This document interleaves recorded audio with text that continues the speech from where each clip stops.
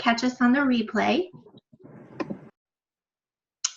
And yes, so, well, today I'm so excited. Tonight, actually, like, I have been pondering this, I think, since Friday. And I even have notes. I don't always have notes, you guys, which is usually quite dangerous, right? Because I can go on tangents. But tonight I have notes. So tonight we are going to be talking about purpose. Purpose. Okay. And before we dig in to this idea of purpose and how in the world and what in the world does that have to do with our journey as Liveloved team members, with this one thing that joins us all together, which is our Plexus love of sharing and what it's done in our life, but even bigger than that, a bigger, more complete purpose. I wanted to do this. I wanted to speak a few words of truth over our group, because one thing I know is that when we are on our way to living into doing a purposeful life, living into a calling and getting out of autopilot, is that the number one thing that is going to get in our way is going to be fear. And that is going to be an ongoing battle. It's always an ongoing battle whenever we're on the cusp of doing something meaningful. And so I think, well, I know the best way to combat fear is to become really, really quiet and grounded into some words of truth. So I'm going to read a couple of things over us, and I want you to receive it in whatever way works best for you. So eyes open, eyes closed, fidgeting with your hands, I don't care. Just whatever speaks to you, how it speaks to you. So the first word comes from Ephesians 1:4 from the Message. It says this: long before he laid down earth's foundations, he had you in mind. He settled on you as the focus of his love. So can you even imagine that? Before the foundations of the earth were even made, he had you in mind and settled on you as the focus of his love.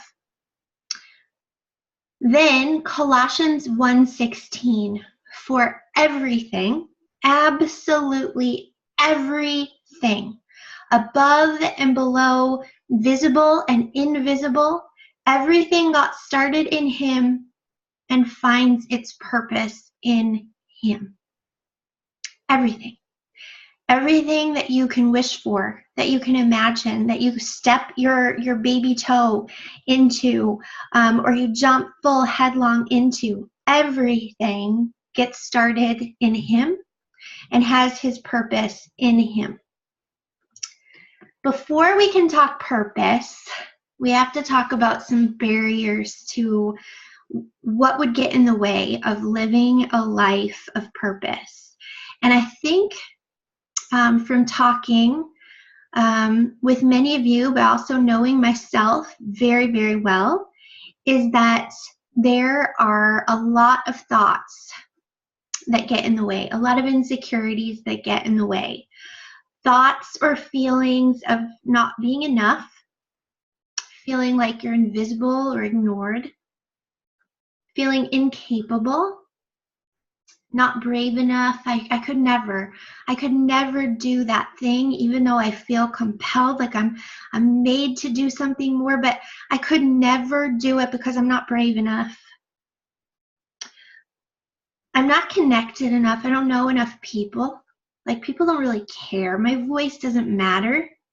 I'm not smart enough. Like, I'm not super smartsy. Just like I'm not super sportsy. I'm not. So, you know, maybe that thing is for you, but it's not for me because I'm just not smart enough. I'm not energetic enough. Like, I mean, if you saw my life and how overwhelmed I am just in living my life, like I can't even imagine doing one more little thing. I just can't. Well, if any of those thoughts are yours, I'm not going to ask for a raise or a show of hands, because I can already imagine that that's most of us. And you probably have so many of your own that you could add to this list that get in the way. Then you are in very, very good company. Very good company in the sense of this last weekend, I was a part of a women's ministry gathering called the If Gathering. It's been around for like 6 years. And we joined Dallas, Texas, the main location via satellite in Orange City. And it was all evening Friday and most of the day on Saturday, speaker after powerhouse of speaker, one after the next, Oh my goodness, it was so good, and it was so exhausting, and it was so convicting, and it was just so good to be reminded of so many of these things. And one of my very favorite speakers is a little powerhouse. She's very short in stature, but she is mighty and ferocious in her spirit. She's from the land of down under, Christine Kane, and she brings fire when she talks. And so I took some notes when Christine Kane was talking. A little bit about Christine Kane is that when she was born, she was definitely in the category of the least of these. She was born of Greek descent to a population in Australia that was impoverished. And when she was born, she was given up. She was abandoned in a hospital. In fact, her birth certificate doesn't have even a name. It just has a number. And in her early life, over 12 years' time, she was horribly sexually molested by family members and trusted adults. And to be honest, her story should have become, if we follow the trajectory of most that start from those beginnings, it should have become a life of prostitution, a life of not marrying, but having multiple children, maybe substance abuse or addiction. But that's not her story. That's not her story. Christine Kane came to know Jesus, and over time, not only does she minister all across the world, but she established the A21 ministries that rescues sex-trafficked individuals, women and children and sex slaves from all around the world. This is Christine Kane. Now, she would remind us that ordinary people are all that God has ever used. He's never used the extraordinary. He's used the completely humble, the completely broken, the completely not enough. Because here's the deal, and this seems crazy. God isn't asking us to do difficult things, you guys. God's call over your life is not that you would be called to do difficult things. Oh, it's so much bigger than that. His call over your life is for you to do impossible things. Things that seem so far outside of not only your comfort zone, but your capabilities. Things you can't even fathom. Because you know why? Because it's about him. It's not about us. It never has been about us. Now, she lists some examples, and I'm going to give you a little snapshot of Christine Kane in just a minute. But here's some examples that she gives us. She says that, first of all, it's a given that if you follow God's work and you're about the business of the impossible through him, you're going to look fundamentally foolish to everyone else in your life. You're going to look like a fool. They're going to label you a fool. So if you are looking at living your life and being safe and having everybody give you attagirls and admire you, that's not what living life for a purpose on mission looks like. She lists some examples of those who would have been seen as complete and utter fools in their day. So when I say that you're in good company, imagine this.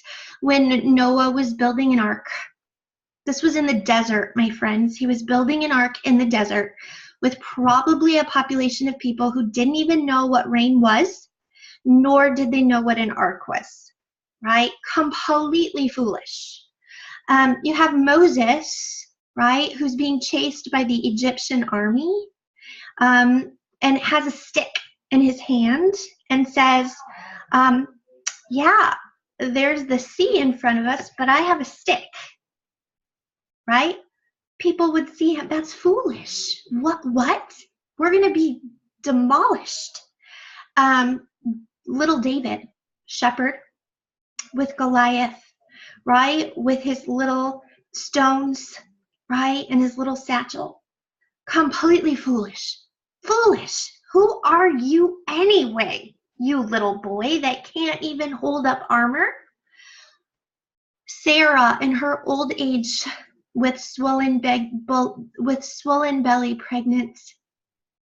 You can't be pregnant. You're ancient. Foolish. Peter stepping out of the boat. Foolish. Walking on water. Paul and Silas worshiping in jail. The little boy with the 5 loaves and the 2 fish feeding over 5,000. Gideon in the winepress hiding when an angel comes to him and calls him a mighty man of valor, when he's hiding in a winepress for his safety and to keep everything that he owns safe and close to him. And we could go on and on. Israelites circling the wall of Jericho. We could talk about the woman who was bleeding for 12 years, touching the hem of Jesus' garment. Fools. Fools. So if you feel like people call you a fool, you are in such good company. I want to give you a little snapshot. So I'm going to share my screen, and hopefully I can do this well. Let me find what I want to find. Let's see.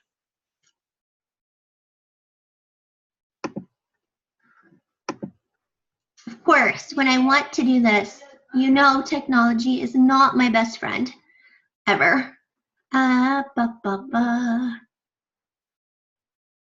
So I'm just going to share my screen. Hopefully this works. I'm going to pull up this.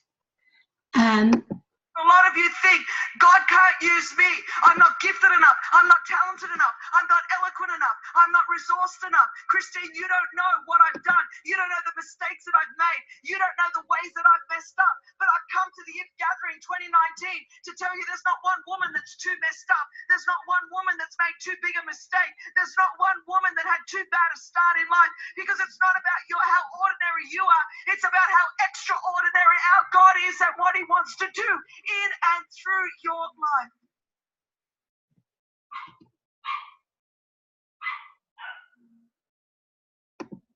In my perceivably worst relationship, where my fiance picked me up and threw me 3 feet across the room. So let me come back to you, maybe.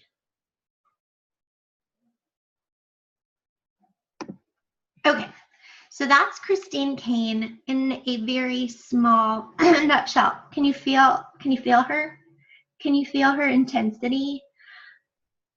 God loves to use the ordinary for the extraordinary. because it gives him all the glory, all of it, which is where it deserves to be to begin with. So, purpose. Purpose. Let's talk a little bit about purpose. First of all, let me share a little bit about what purpose doesn't mean. Okay, so living into your purpose does not necessarily mean that you're going to be wealthy. It doesn't necessarily mean that you're going to have all of the accolades, that you're going to be famous, that you're going to have 10,000 followers. It doesn't mean any of that. It means that you are living in alignment with a calling that is so much bigger than yourself and directly points and gives glory all the way to the one who deserves the glory in the first place, God. It means stepping, like I said, outside of what is comfortable. You can't live in security and safety and live into your purpose. It doesn't work that way. It calls you to step out like Peter out of the boat into the water, where you lose the element of control, where perhaps you can't see more than 300 feet in front of you, and you trust that somebody's going to catch you and that somebody's going to lead the way into living a life that is big, that is bold, that touches and blesses so many and is so much beyond your own imagination. At If Gathering, there was another woman. This is a woman that I actually was very familiar with before I ever started Plexus. You guys know, before I started Plexus with my own health journey, I had irritable bowel and acid reflux and some other things. But essentially, that pathway is what led me to the pathway of exploring anything that I could to relieve my pain and my symptoms of inflammation and distress. And I remember that I had conversations with my physicians that were so not helpful. And basically, it was this idea of there's really nothing you can do. I mean, it's a GI issue, so like, how much money do you want to throw down this never-ending cesspool? And out of complete despair, I started looking at, first I started looking at different ways of eating, different foods. I started really looking at things like cutting out gluten, cutting out sugars, and it wasn't very long before I came across Danielle Walker and her blog called Against All Grain and her cookbooks. And Danielle Walker's story, I won't give it completely away, but I'll give you a little snapshot and then we're going to listen together. Danielle Walker's story is that she was recently married and became really, really sick with ulcerative colitis, right? An autoimmune condition, much like Crohn's disease. And she had gone to the doctor, and the doctors had told her after lots of testing that she had this condition and that it was incurable and that she would have to be on some potent, heavy medications for the rest of her life. They told her that she probably would lose a large part of her colon, and that it would be really hard for her to be pregnant and have babies. But this was her life.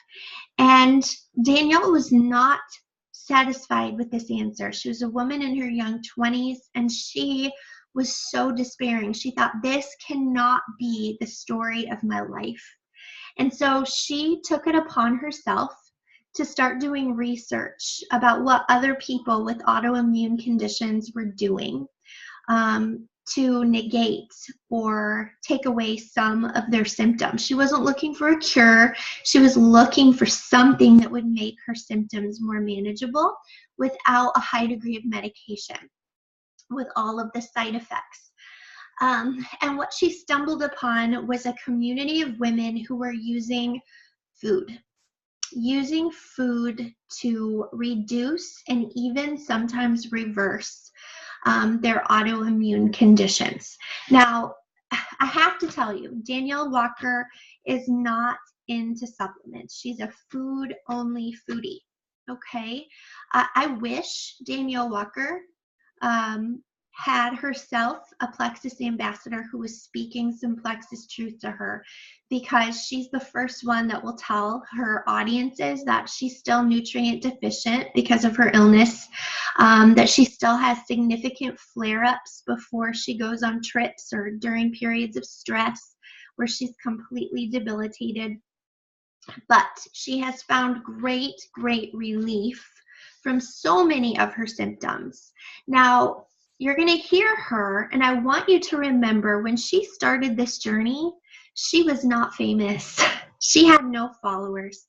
She was a 20-something-year-old who went on a mission trip to Uganda with her husband and almost lost her life because of her ulcerative colitis. And when she found herself finding answers when so many professionals had told her that there were none, she knew she had to share. She stumbled upon her purpose. She wasn't looking for it. It was looking for her. It's not been easy. Putting herself out to the public forum is not easy. But I think she has a little lesson for us, because here's the deal. What if Plexus, what we know, does for you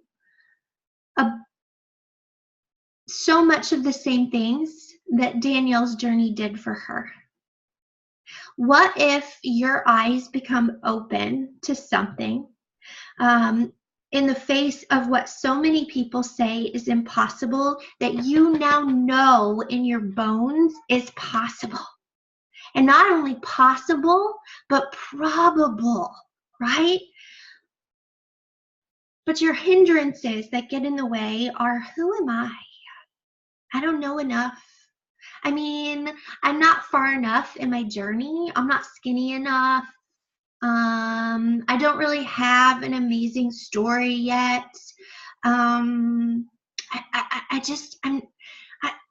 not there. Send somebody else, right?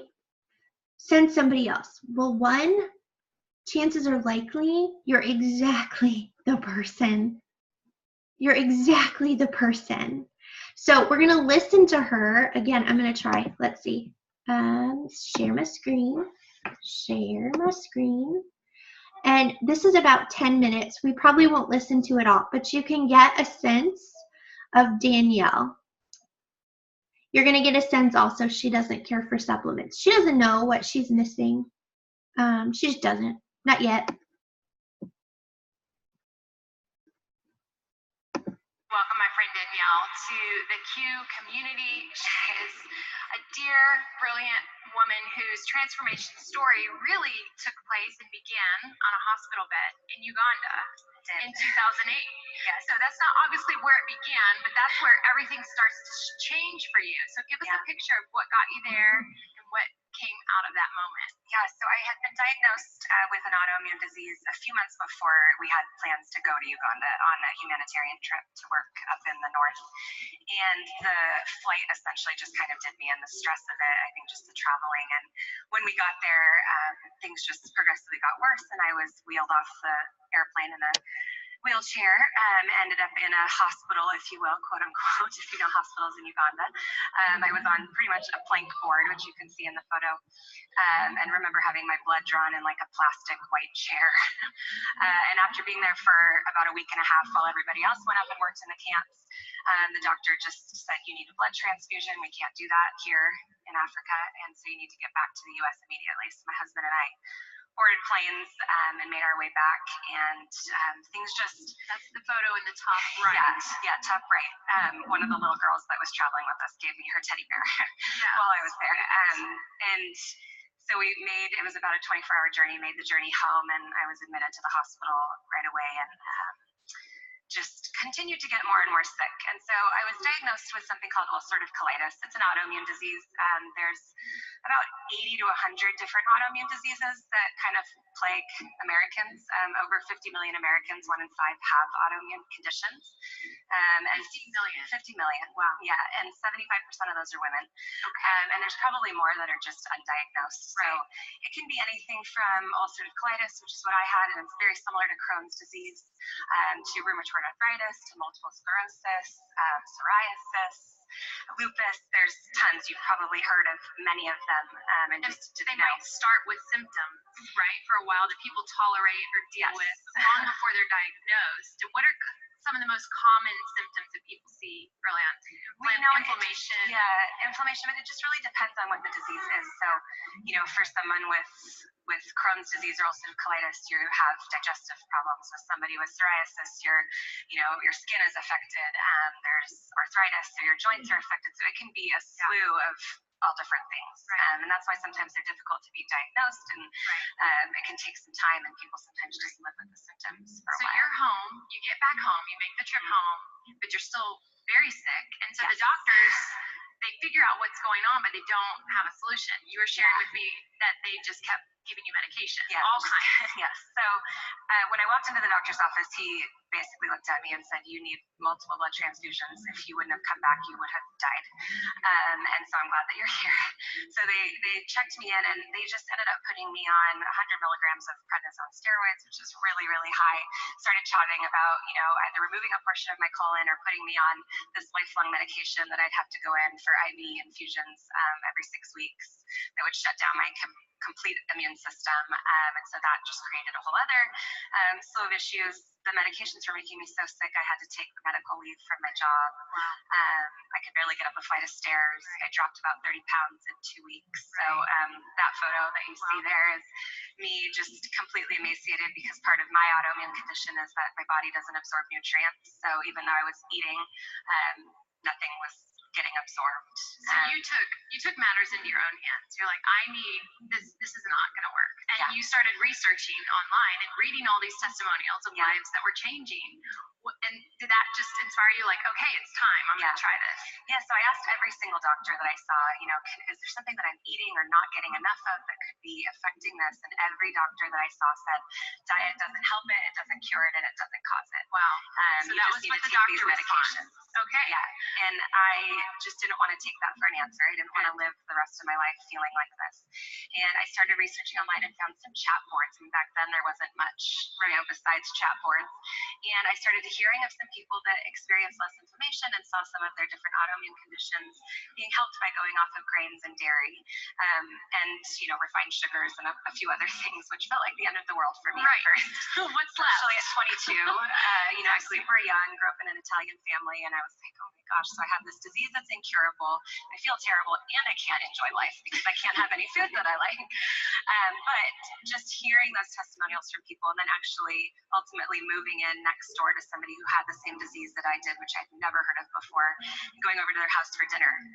And she cooked us a meal that kind of was within this way of eating. And it tasted good? And it tasted good, yeah. And I just remember seeing her and her family, and she had been in remission for a couple of years and had children, and I didn't have any kids yet. And that was one thing that I was so concerned about with that disease as a newlywed and so young, that I thought, I don't know if I'll ever be able to have a family. Not only will I maybe never be able to get pregnant, or will I not be able to care for these kids because I'm so sick all the time. And so to see her and to be around her table and to see that she was actually thriving in life, by changing her diet, was kind of something that spurred me on to actually give it a shot.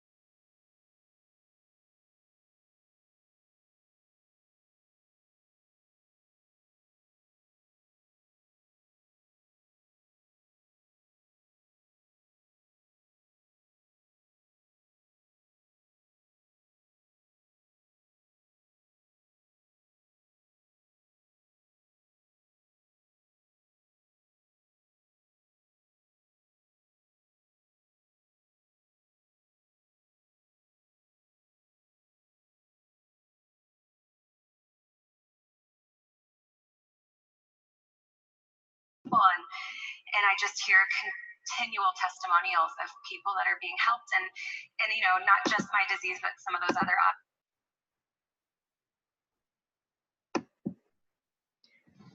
I know you lost sound. I think that's because I'm muted because I didn't want you to hear Hayden, which then meant you didn't hear her. But what the crux of what she was saying towards the end was this idea of calling, God using her place of pain to bring good into the lives of others. And she said, you know, at some point she had a 9-month-old baby, and she was in the hospital, and her child couldn't even come visit her in the hospital. And she found that when she started making these changes to her diet, she saw pretty immediate symptom relief.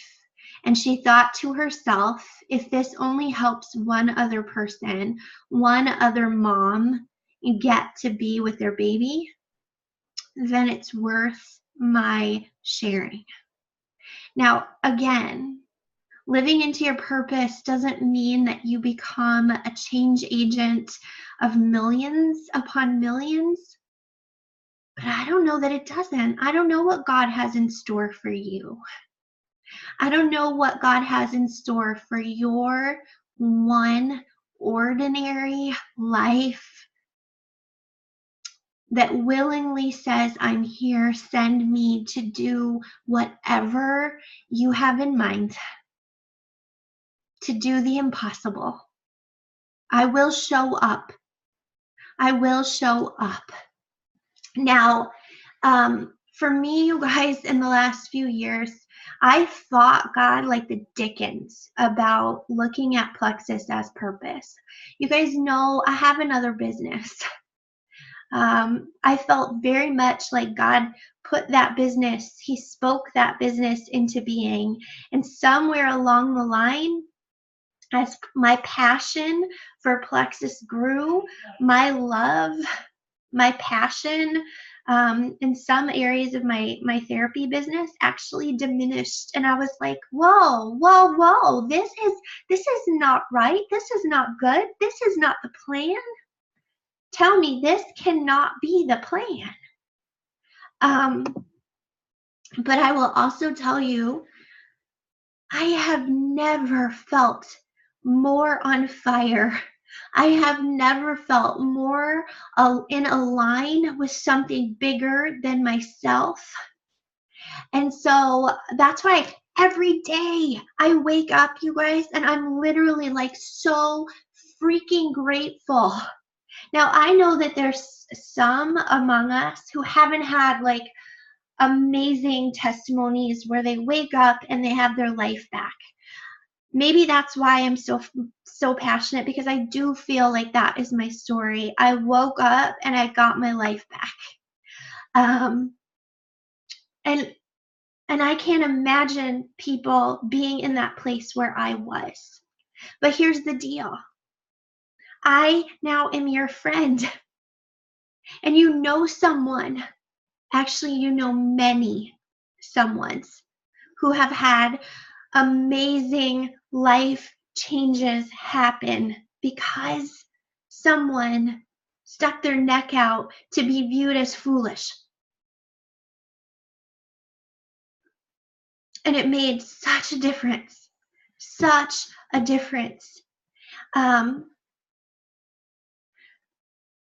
I'm going to say this because I know this bears repeating, because I think so often we overcomplicate this on sharing.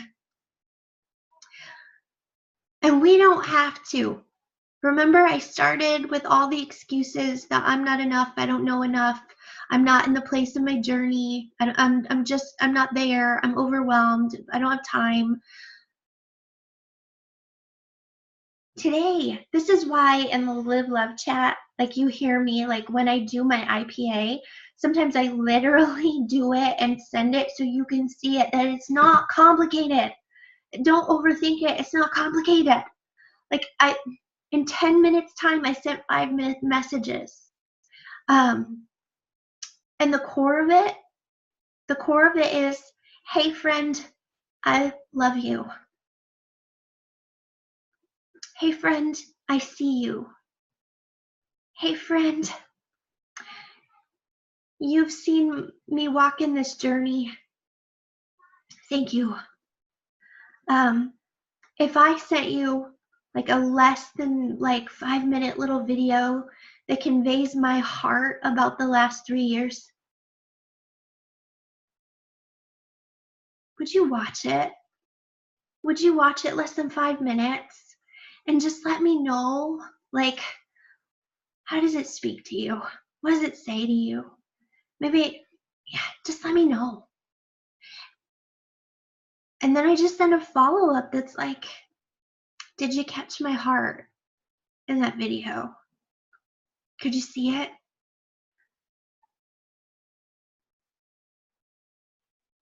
And there's a lot of people, I'm not gonna lie, that don't ever respond. And once upon a time, that would have completely crushed and devastated me. It would have played on every hint of fear and feelings of invisibility and not enoughness that have plagued me my entire life. Except I remember, oh yeah, people are gonna think this is foolish. The ways of God look so foolish to those who don't see it, don't know it yet. And that's okay, because I know because of my story, and I know because of a tribe of other women with the most amazing stories, from not being able to poop to no longer being bedridden with migraine headaches, to caring for sick babies, for providing breast milk when there was none, to having a baby when the doctor said it wasn't going to happen, to people like the right-hand corner lady walking 10,000 steps a day when she could barely move.